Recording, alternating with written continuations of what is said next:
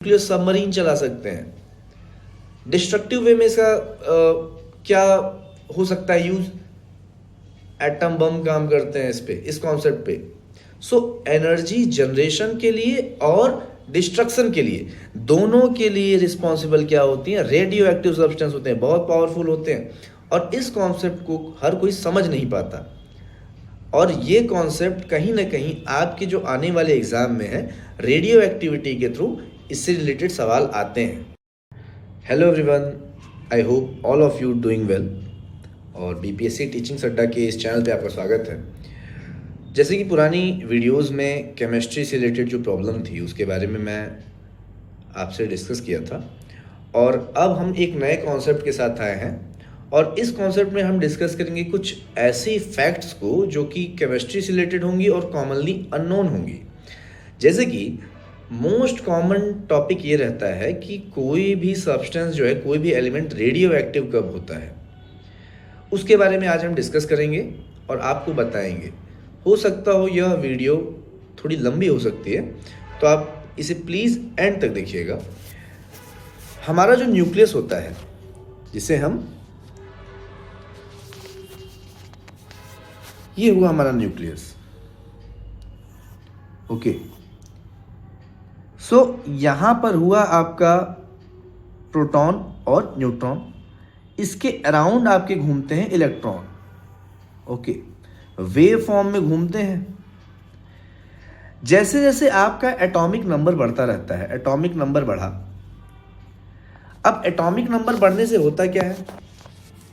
Atomic number बढ़ने का सीधा सा मतलब होता है कि आपके जो न्यूक्लियस में नंबर ऑफ प्रोटॉन होते हैं वो इंक्रीज होते जाते हैं, नंबर ऑफ प्रोटॉन इंक्रीज होते जाते हैं। अब एक और चीज़ यहाँ पर जो कि नोट करने लायक है कि अगर हम 5 किलोमीटर जो एक रेडियस है उसके एरिया से एक बॉल को बनाएं, तो न्यूक्लियस की साइज उसके रेस्पेक्ट में क्या है? न्यूक्लियस की साइज उसके रेस्पेक्ट में मात्र एक क्रिकेट की बॉल है। तो आप तुलना कर कर अगर आप देख पा रहे होंगे तो ये बहुत छोटी सी मतलब नेग्लिजिबल, इतनी सी स्पेस मात्र न्यूक्लियस की होती है एटम के रेस्पेक्ट में। सो होता क्या है, उतनी छोटी सी जगह में आपके प्रोटॉन और न्यूट्रॉन एग्जिस्ट करते हैं।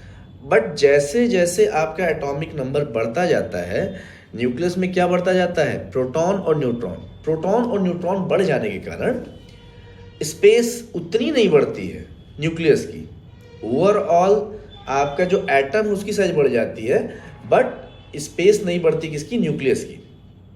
अब आपको पता होगा कि प्रोटॉन के पास होता है पॉजिटिव चार्ज होता है, इलेक्ट्रॉन के पास होता है निगेटिव चार्ज। इलेक्ट्रॉन रिवॉल्व कर रहा होता है अराउंड द न्यूक्लियस, और प्रोटॉन उतनी छोटी सी जगह में जब उसकी संख्या बढ़ती जाती है तो होता क्या है? वो चार्ज उतनी छोटी जगह में जब एक लिमिट को एक्सीड कर देता है तो होता क्या है? चार्ज अनस्टेबल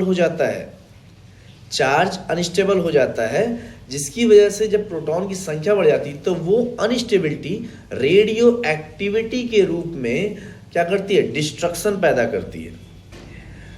तो न्यूक्लियस का साइज कम होने के कारण और प्रोटॉन की संख्या उस न्यूक्लियस में ज़्यादा होने के कारण जो अनस्टेबिलिटी क्रिएट होती है, उसकी वजह से आपकी जो एक डिफॉर्मिटी बोले उसको हम बोलते हैं रेडियो एक्टिविटी। जैसे कि आपको पता होगा कि यूरेनियम यह एक रेडियो एक्टिव सब्सटेंस है। रेडियो एक्टिव सब्सटेंस करते क्या हैं? आप इनका दो प्रकार से यूज कर सकते हैं। आप इसको कर सकते हैं यूज कंस्ट्रक्टिव वे में भी, और यूज कर सकते हैं डिस्ट्रक्टिव वे में भी। कंस्ट्रक्टिव वे में इसका यूज क्या हो सकता है? कंस्ट्रक्टिव वे में इसका यूज होगा कि भाई आप इससे न्यूक्लियर पावर प्लांट चला सकते हैं, न्यूक्लियर सबमरीन चला सकते हैं। डिस्ट्रक्टिव वे में इसका क्या हो सकता है यूज? एटम बम काम करते हैं इस कॉन्सेप्ट पे। सो एनर्जी जनरेशन के लिए और डिस्ट्रक्शन के लिए, दोनों के लिए रिस्पॉन्सिबल क्या होती हैं? रेडियो एक्टिव सब्सटेंस होते हैं, बहुत पावरफुल होते हैं। और इस कॉन्सेप्ट को हर कोई समझ नहीं पाता, और ये कॉन्सेप्ट कहीं ना कहीं आपके जो आने वाले एग्जाम में है, रेडियो एक्टिविटी के थ्रू इससे रिलेटेड सवाल आते हैं। आई होप आपको ये टॉपिक समझ में आया होगा, और ऐसे ही इंटरेस्टिंग वीडियोस को हम इस चैनल पे समय समय पर डालते रहेंगे। तो आप इस चैनल को फॉलो करेंगे और अपडेट रहेंगे। इससे अलावा जितनी भी ऐसी वैकेंसीज आती हैं जो कि यूपी एंड बिहार गवर्नमेंट के थ्रू आती हैं, स्पेसिफिकली टीचिंग सेक्टर की, उस पर हमारा टारगेट रहता है, और समय समय पर आपको अपडेट मिलते रहेंगे इस चैनल के माध्यम से। और इसे सब्सक्राइब कीजिएगा और अपना प्यार दिखाते रहिएगा। जय हिंद।